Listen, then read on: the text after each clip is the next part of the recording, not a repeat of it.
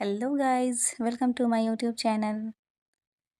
आज से हम लोग स्टार्ट करेंगे प्रीवियस ईयर का क्वेश्चन सॉल्व करने के लिए।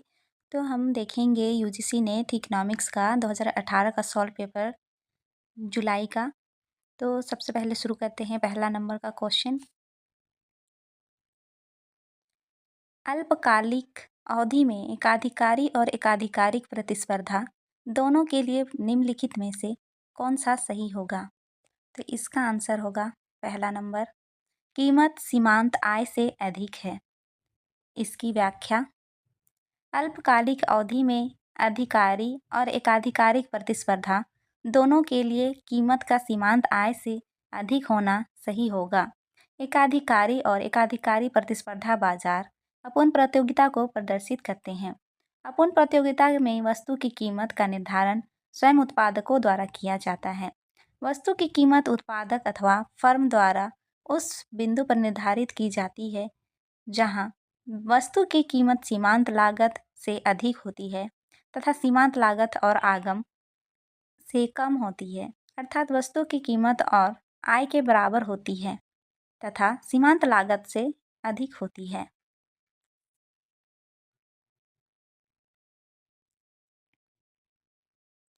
आगे हम देखेंगे दूसरे नंबर पर, निम्नलिखित अवयव पर विचार कीजिए जो द्विअधिकार में कार्य कर रहे फर्म ए और फर्म बी की संबंधित रणनीतियों और तदनुरूपी भुगतानों का वर्णन करता है।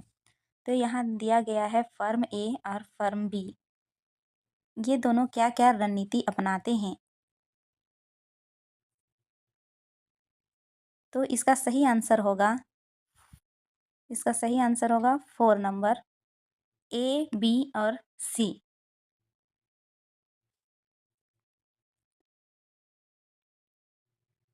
फर्म ए की कोई प्रबल रणनीति नहीं है, बी फर्म की प्रबल रणनीति है, सी क्रीड़ा में नए संतुलन है। आगे हम देखेंगे इसकी व्याख्या। दिया गया अवयव जो द्विअधिकार में कार्य कर रहे फर्म ए और बी की संबंधित रणनीतियों और तदनुरूपी भुगतानों का वर्णन करता है के संबंध में कथन ए, बी एवं सी सही है। फर्म ए के पास कोई प्रबल रणनीति नहीं है, क्योंकि यदि फर्म ए विज्ञापन करे तो उसका उत्पादन क्रमशः 11/6 इकाई होगा तथा विज्ञापन ना करने पर उसका क्रमशः उत्पादन 7 व 9 इकाई होगा। फर्म बी के पास विज्ञापन करने की रणनीति है, क्योंकि यदि फर्म बी विज्ञापन करे तो उसका उत्पादन क्रमशः 6-9 इकाई होगा, किंतु विज्ञापन ना करे तो उसका उत्पादन क्रमशः 0-2 होगा, जो दोनों की स्थिति में विज्ञापन करने की तुलना में कम है। इस क्रीड़ा में नए संतुलन है। नए संतुलन वह रणनीति है जिसमें संतुलन की अवस्था से हटने से किसी न किसी व्यक्ति को निश्चित रूप से हानि होगी। इस क्रीड़ा में 11/6 में नए संतुलन है। इस स्थिति में हटने पर निश्चित रूप से किसी एक फर्म को हानि होगी। आगे देखते हैं तीसरा नंबर, अल्पाधिकार के संदर्भ में निम्नलिखित कथनों पर विचार कीजिए। नीचे दिए गए कूट से सही उत्तर चुनें। पहला ए में है, क्रूनो का संतुलन एक नैश संतुलन है। बी, स्टैकलबर्ग संतुलन एक नैश संतुलन है। तो इसका आंसर होगा तीसरा, ए और बी दोनों ही सही है। इसकी व्याख्या, अल्पाधिकार के संदर्भ में दिए गए कथन ए और बी दोनों सही है। कुर्नो का संतुलन एक नैश संतुलन है, क्योंकि कुर्नो के अल्पाधिकार मॉडल में प्रत्येक फर्म विक्रेता यह मानता है कि अन्य फर्मों के उत्पाद उसके अपने निर्णय से अप्रभावित है और वे कीमत व उत्पाद को संतुलन की स्थिति के आने तक समायोजित करेंगे।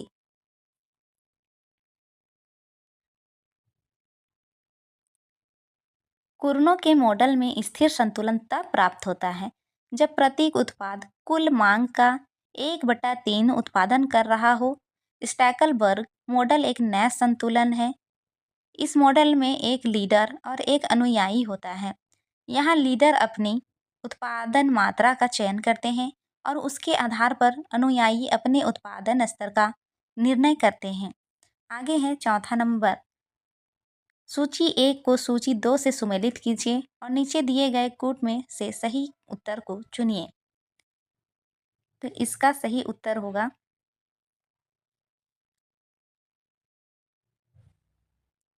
दूसरा नंबर, यानी कि प्रायोगिक अधिशेष के रूप में ए नंबर प्रायोगिक अधिशेष के रूप में लाभ। तो इसका हो जाएगा जेबी क्लार्क ने दिया है।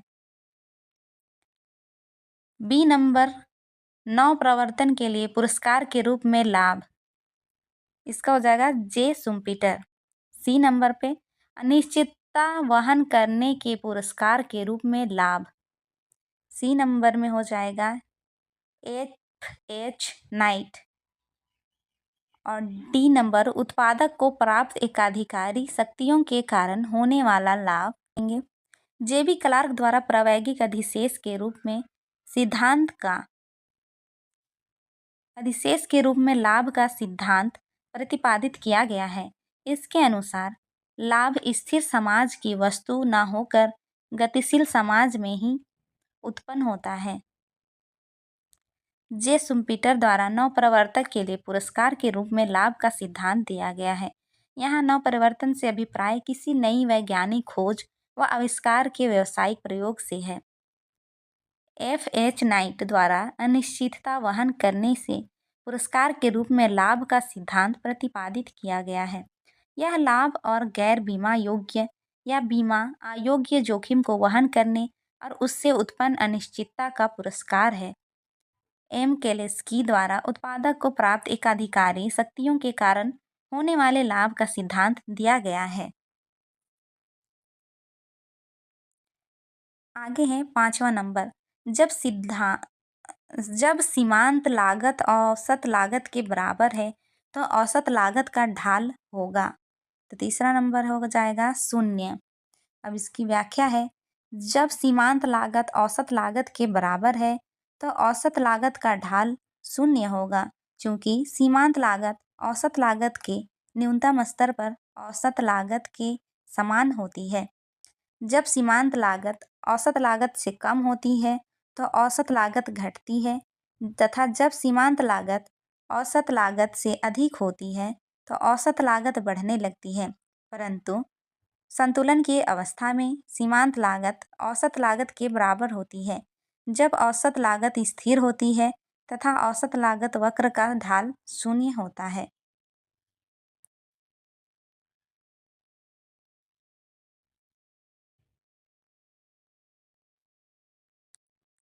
यह है मैथमेटिकल फलन Q = A के अल्फा गुने L का पावर बीटा के लिए निम्नलिखित में से कौन सा सही है। तो इसका हो जाएगा तीसरा, पूंजी के प्रति उत्पादन लोच अल्फा है।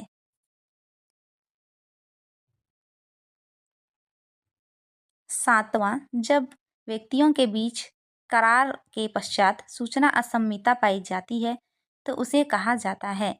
दूसरा, नैतिक खतरे। इसकी व्याख्या, जब व्यक्ति के बीच करार के पश्चात सूचना असम्मितता पाई जाती है तो उसे नैतिक खतरे कहा जाता है। यह समस्या अधिकतर बीमा बाजार में पाई जाती है। जब दो पार्टियों के मध्य किसी एक पार्टी को दूसरी पार्टी की तुलना में अपेक्षाकृत अधिक सूचनाएं प्राप्त होती है तो उसे असम्मित सूचना कहते हैं। असम्मित सूचना से व्यक्ति समाज के हित को ध्यान में न रखकर निजी हित में कार्य करते हैं, जिससे नैतिक खतरे उत्पन्न होते हैं।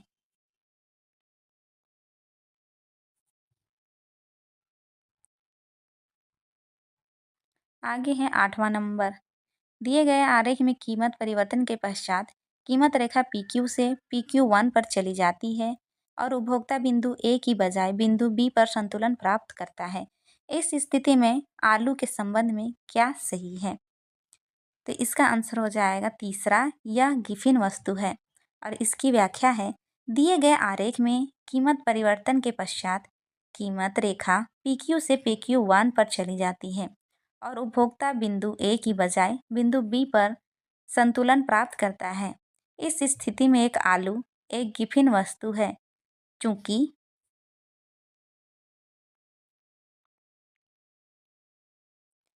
चूंकि यहाँ एक वस्तु की कीमत कम होने पर नई बजट रेखा PQ1 पर उपभोग बिंदु B पर X वस्तु का उपभोग कम व Y वस्तु का उपभोग बढ़ाया जाता है, अर्थात कीमत प्रभाव या मांग का नियम विफल होता है, जहाँ ऋणात्मक आय प्रभाव प्रतिस्थापन प्रभाव से अधिक है। आगे है 9 नंबर पर, निम्नलिखित में से कौन सा प्रतिलोम मांग फलन का सही वर्णन करता है? तो इसका हो जाएगा पहला P=FD। व्याख्या, यहाँ P कीमत है, F फलन है और D मांग है। मांग फलन D=FD। इस प्रकार प्रतिलोम मांग फलन P=FD होगा, अतः विकल्प 1 सही उत्तर है। आगे है 10वें नंबर पर,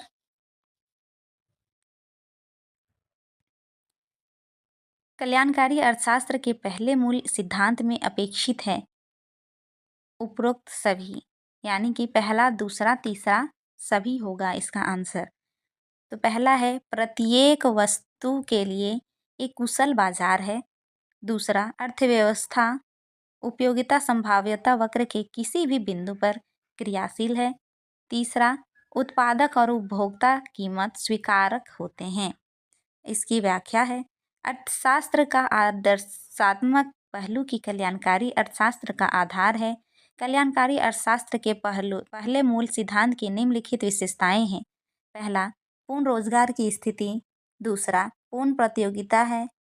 तीसरा, बाजार में सामान्य संतुलन। चौथा, प्रत्येक वस्तु के लिए कुशल बाजार उपलब्ध है। पांचवा, अर्थव्यवस्था उपयोगिता संभाव्यता वक्र के किसी भी बिंदु पर क्रियाशील है। छठा, अर्थव्यवस्था में उत्पादक व उपभोक्ता दोनों ही कीमत स्वीकारक होते हैं। सातवां, बाह्यताओं तथा असम्मित सूचनाओं का अभाव होता है। आगे है 11 नंबर, जब वांछित निवेश की तुलना में वास्तविक निवेश आधिक्य के कारण व्यापार चक्र सृजित होता है, तो यह सिद्धांत निम्नलिखित में से किसके द्वारा प्रतिपादित किया गया है? तो यह F हायक द्वारा प्रतिपादित किया गया है। इसकी व्याख्या, F हायक द्वारा प्रतिपादित है कि वांछित निवेश की तुलना में वास्तविक निवेश आधिक्य के कारण व्यापार चक्र सृजित होता है।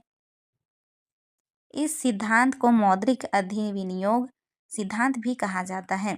इस सिद्धांत के अनुसार बैंक साख की अस्थिरता मौद्रिक प्रणाली में असंतुलन को जन्म देती है, जिससे व्यापार चक्र उत्पन्न होते हैं। यहाँ पूंजीगत वस्तुओं के क्षेत्र में अतिनिवेश को व्यापार चक्र का कारण माना जाता है। यह अतिनिवेश मुद्रा की आपूर्ति के माध्यम से ऋण की आसान उपलब्धता और निम्न ब्याज दर के कारण उत्पादन को प्रोत्साहित करती है।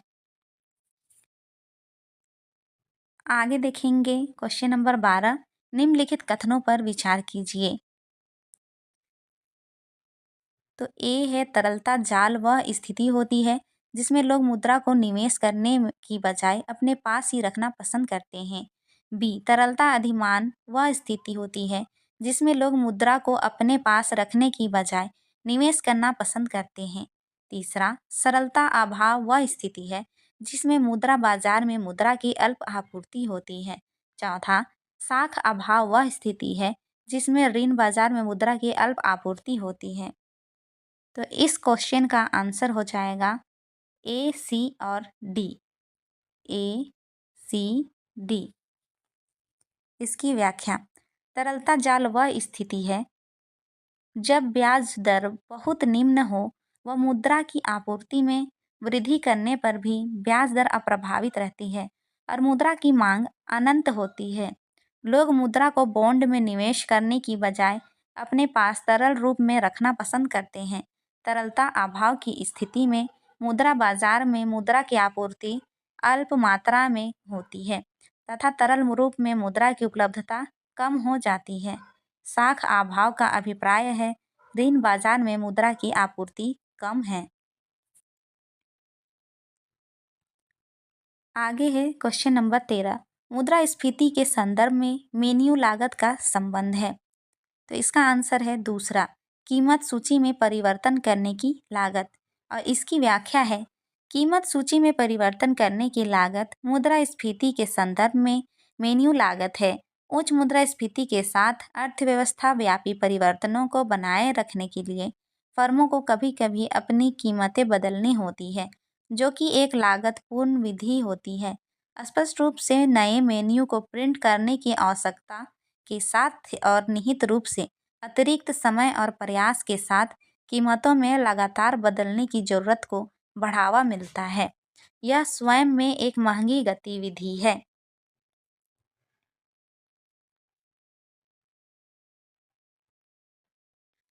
आगे है क्वेश्चन नंबर 14। एम फ्रीडमैन के अनुसार मुद्रा का परिमाण सिद्धांत किसका सिद्धांत है? तो मुद्रा की मांग का। इसकी व्याख्या है, एम फ्रीडमैन के अनुसार मुद्रा का परिमाण सिद्धांत मुद्रा की मांग का सिद्धांत है। मुद्रा का परिमाण सिद्धांत लेन देन के उद्देश्य से की गई मुद्रा की मांग का वर्णन करता है। फ्रीडमैन के अनुसार मुद्रा की मांग केवल पूंजी संपत्तियों की मांग का सामान्य सिद्धांत है। ये मानवीय तथा गैर मानवीय दोनों परिसंपत्तियों को स्वीकार करते हैं तथा मानवीय आय को मुद्रा में परिवर्तन करने में ज़्यादा कठिन मानते हैं, जबकि गैर मानवीय संपत्ति को मुद्रा के रूप में आसानी से परिवर्तित किया जा सकता है। अतः यदि कुल संपत्ति में मानवीय आय का भाग अधिक होता है तो तरलता की पूर्ति के लिए मुद्रा की मांग अधिक होगी। आगे है क्वेश्चन नंबर 15। गिल्ट एज्ड बाजार का अर्थ क्या होता है? तो इसका अर्थ होता है, तीसरा, सरकारी प्रतिभूति बाजार। इसकी व्याख्या है, गिल्ट एज्ड बाजार का अर्थ सरकारी प्रतिभूति बाजार से है। यह एक उच्च कोटि गुणवत्ता वाली ऋण प्रतिभूतियां जैसे ट्रेजरी बिल, बॉन्ड आदि है, जो कि सरकार द्वारा जारी की जाती है।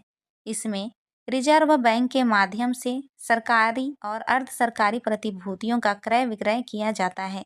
इसे उच्च कोटि गुणवत्ता वाले ऋण प्रतिभूतियों का बाजार इसलिए कहा जाता है क्योंकि इन प्रतिभूतियों का मूल्य स्थिर रहता है तथा बैंक व अन्य संस्थाएं इन प्रतिभूतियों के लिए विशेष आकर्षण रखती है। आगे है क्वेश्चन नंबर 16। निम्नलिखित में से किसका प्रभाव सबसे अधिक मुद्रास्फीतिकारी हो सकता है? तो इसका आंसर हो जाएगा चौथा नंबर, बजट घाटा पूरा करने के लिए नई मुद्रा जारी करना। इसकी व्याख्या, बजट घाटा पूरा करने के लिए नई मुद्रा जारी करना सबसे अधिक मुद्रास्फीतिकारी हो सकता है, क्योंकि नई मुद्रा जारी करने से मुद्रा आपूर्ति में वृद्धि होगी, जिसके परिणाम स्वरूप कुल मांग बढ़ेगी और वस्तु की आपूर्ति सापेक्ष रूप से मांग की तुलना में अपर्याप्त होगी, जिससे मुद्रास्फीतिकारी की स्थिति उत्पन्न होती है। आगे है 17 नंबर क्वेश्चन, सीमांत स्थायी सुविधा के बारे में निम्नलिखित कथनों पर विचार कीजिए। तो इसका आंसर हो जाएगा बी, सी और डी। बी, सीमांत स्थायी सुविधा रेपो से अधिक महंगा उपाय है। सी, सीमांत स्थायी सुविधा बैंकों के लिए अल्पावधिक ऋण लेने के अंतिम उपाय के रूप में कार्य करता है। डी, सीमांत स्थायी सुविधा बैंकों की निवल मांग और समय देयताओं से जुड़ी है। इसकी व्याख्या, सीमांत स्थायी सुविधा के विषय में दिए गए कथन बी, सी और डी सही है। सीमांत स्थायी सुविधा मार्जिनल स्टैंडिंग फैसिलिटी आरबीआई द्वारा मई 2011 में चालू की गई थी। सीमांत अस्थायी सुविधा के अंतर्गत सभी शेड्यूल कमर्शियल बैंक एक रात के लिए अपने कुल डिपॉजिट का 1% लोन ले सकते हैं। बैंकों को यह सुविधा शनिवार को छोड़कर अन्य सभी कार्य दिवसों में मिलती है। एमएसएफ के अनुसार बैंक कम से कम 1 करोड़ रुपए तक का लोन ले सकते हैं। एमएसएफ से आरबीआई ने पॉलिसी रेट में 2% का कॉरिडोर बनाया। ये रेपो से अधिक महंगा होता है। सीमांत अस्थायी सुविधा बैंकों के लिए अल्पावधिक ऋण लेने के अंतिम उपाय के रूप में कार्य करता है। यह बैंकों की निवल मांग और समय देयताओं से जुड़ी है।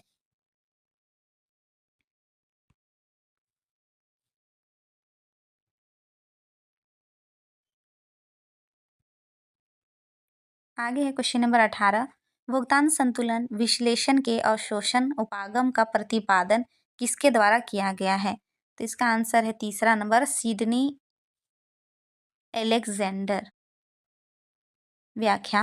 भुगतान संतुलन विशेषण के अवशोषण उपागम का प्रतिपादन सिडनी अलेक्जेंडर द्वारा किया गया। इस विशेषण में भुगतान शेष को राष्ट्रीय आय तथा घरेलू व्यय के अंतर के रूप में परिभाषित किया जाता है, जो निम्न समीकरण द्वारा स्पष्ट है। y = c + 1d + x - m, जहाँ y राष्ट्रीय आय, c घरेलू उपभोग व्यय, ID = घरेलू निवेश व्यय, x = निर्यात और m का मतलब है आयात। आगे हम देखेंगे क्वेश्चन नंबर 19। भुगतान संतुलन के संबंध में निम्नलिखित में से कौन सा सही रूप से सुमेलित नहीं है? तो इसका आंसर हो जाएगा चौथा, पोर्टफोलियो निवेश प्रतिपादन।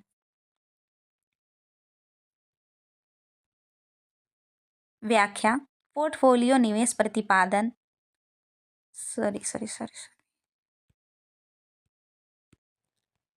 आगे हम लोग देखेंगे क्वेश्चन नंबर 19। भुगतान संतुलन के संबंध में निम्नलिखित में से कौन सा सही रूप से सुमेलित नहीं है? तो इसका आंसर हो जाएगा चौथा, पोर्टफोलियो निवेश प्रतिदान। इसकी व्याख्या। पोर्टफोलियो निवेश प्रतिदान चालू खाता नाम में से सुमेलित नहीं है। यह मध्य पूंजी खाते में सम्मिलित की जाती है। पोर्टफोलियो निवेश प्रतिदान में सोने और संपत्ति से लेकर स्टॉक, बॉन्ड तथा नकद तक सब कुछ सम्मिलित है। Question number 20। प्रेबिस सिंगर परिकल्पना किससे संबंधित है? इसका आंसर हो जाएगा दूसरा, विकासशील देशों की व्यापार की शर्तें। इसकी व्याख्या। प्रेबिस सिंगर परिकल्पना विकासशील देशों की व्यापार की शर्तों से संबंधित है। इस परिकल्पना के अनुसार विकासशील देशों द्वारा उत्पादित प्राथमिक वस्तुओं और विकसित देशों द्वारा उत्पादित निर्माण क्षेत्र वस्तुओं के मध्य व्यापार शर्तें समय के साथ विकासशील देशों के लिए ह्रासमान होती है। चूँकि आर्थिक समृद्धि पथ पर समय के साथ निर्माण व औद्योगिक वस्तुओं की मांग प्राथमिक वस्तुओं की तुलना में तीव्रता से बढ़ती है, जहां औद्योगिक वस्तुओं को वरीयता दी जाती है। आगे है क्वेश्चन नंबर 21। भारत के भुगतान संतुलन के बारे में कौन सा कथन सही नहीं है? तो इसका आंसर हो जाएगा दूसरा, चालू खाता संतुलन केवल वस्तुओं और सेवाओं में व्यापार के संतुलन को दर्शाता है।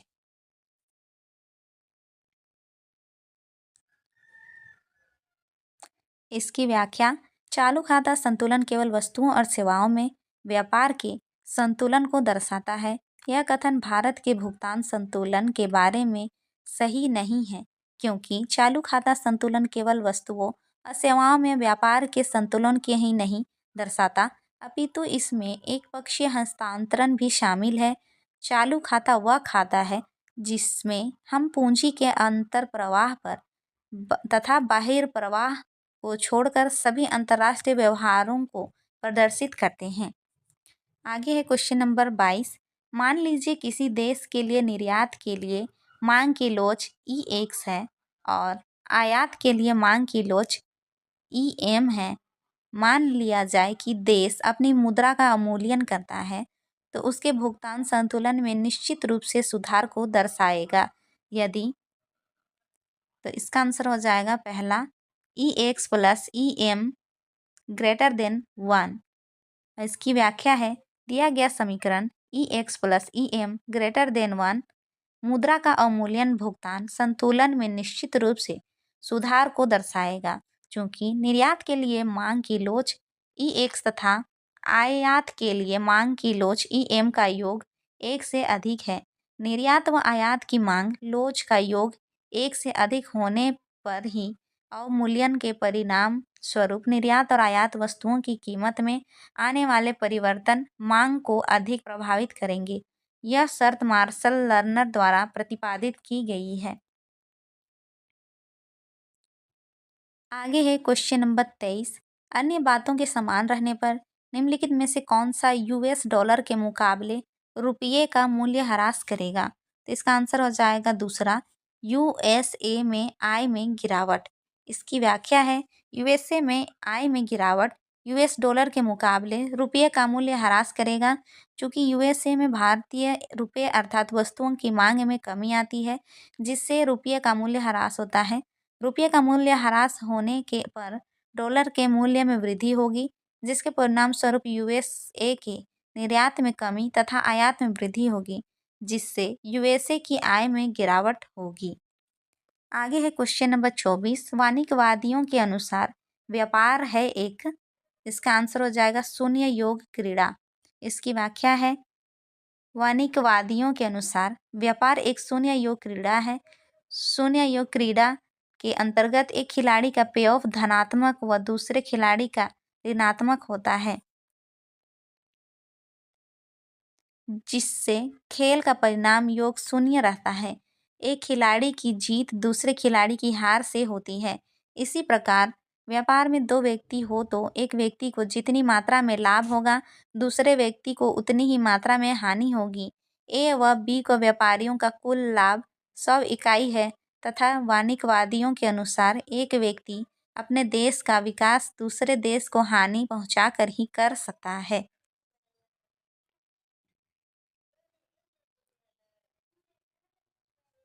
आगे है क्वेश्चन नंबर 25। उत्पादन में अपूर्ण विशिष्टीकरण होता है जब देश के सन्मुख होती है, तो इसका आंसर होगा तीसरा नंबर, बढ़ती हुई अवसर लागत। और इसकी व्याख्या होगी, जब बढ़ती हुई अवसर लागत देश के सन्मुख होती है तब उत्पादन में अपूर्ण विशिष्टीकरण होता है। वही पूर्ण विशिष्टीकरण तब होता है जब अवसर लागत स्थिर हो। बढ़ती हुई लागतों की दशा में एक ही समय में दोनों देशों में दोनों ही वस्तुओं का उत्पादन होगा। इस प्रकार पूर्ण विशिष्टीकरण न होकर केवल आंशिक विशिष्टीकरण होगा, परंतु प्रत्येक देश उस वस्तु का उत्पादन अपेक्षाकृत अधिक करेगा जिसमें उसकी अवसर लागत कम होती है तथा यही उस देश की निर्यात वस्तु होगी। आगे है क्वेश्चन नंबर 27। सामान्यतः आयकर किस सिद्धांत पर आधारित होता है? इसका आंसर हो जाएगा दूसरा नंबर, कर देय क्षमता का सिद्धांत। इसकी व्याख्या है, सामान्यतः आयकर कर देय क्षमता के सिद्धांत पर आधारित होता है। आय को किसी व्यक्ति या संस्था के आर्थिक प्रदर्शन का संकेतक माना जाता है। कर देय क्षमता सिद्धांत का प्रतिपादन जे.एस. मिल ने किया था। उनके अनुसार कर का न्यायपूर्ण वितरण तभी होगा जब करदाता कर का भुगतान करने में समान त्याग करते हों। अंततः कर देय क्षमता सिद्धांत प्रगतिशील करारोपण पर आधारित है तथा आयकर में भी प्रगतिशीलता का गुण पाया जाता है। अतः आय में वृद्धि के साथ कर की दरों में भी वृद्धि होती है, जिससे इसकी आय अधिक है उन्हें अधिक कर देना पड़ता है। आगे है क्वेश्चन नंबर 28। कल्याणकारी सुधार प्राप्ति में कौन सी पद्धति सहायक होती है यदि बाह्यताएं विद्यमान हैं? इसका आंसर हो जाएगा उपरोक्त सभी, यानी कि पहला, दूसरा, तीसरा, तीनों इसका आंसर हो जाएगा। तो पहला है विनियमन, दूसरा है संपत्ति अधिकारों का समनुदेशन और सौदेबाजी की अनुमति, तीसरा है पिगू कर।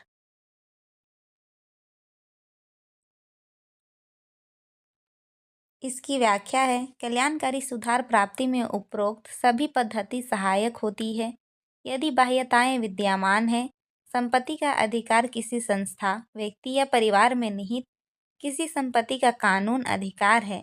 वही पिगू कर उन आर्थिक गतिविधियों पर लगाए जाने वाला कर है जो कि नकारात्मक बाह्यताएं उत्पन्न करता है। वह असंबंधित तृतीय पक्ष द्वारा वहन की जाने वाली लागतें उत्पन्न करता है।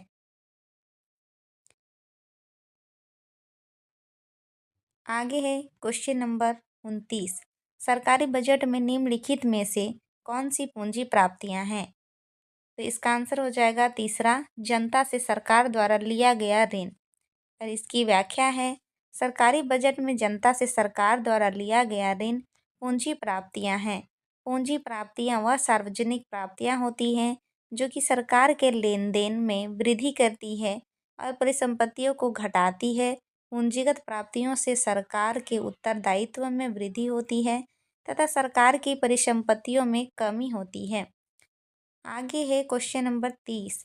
निम्नलिखित में से कौन सा बाह्यता के प्रभाव को कम करने के लिए सबसे अधिक प्रभावशाली होगी? इसका आंसर हो जाएगा वित्तीय नीति। और इसकी व्याख्या है, वित्तीय नीति बाह्यता के प्रभाव को कम करने के लिए सबसे अधिक प्रभावशाली होगी। वित्तीय नीति के अंतर्गत सरकारी व्यय व करारोपण गतिविधियां शामिल है।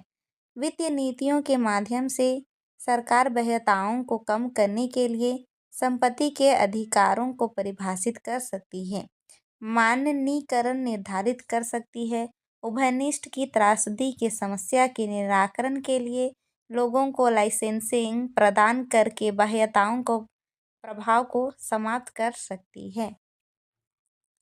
तो आज की वीडियो में हम लोग इतना ही रखते हैं। अगला क्वेश्चन हम लोग अगला दिन देखेंगे। यदि आप लोग मेरे यूट्यूब चैनल पर नए हैं तो मेरे यूट्यूब चैनल को ज़रूर सब्सक्राइब करें और वीडियो को लाइक एंड शेयर करें।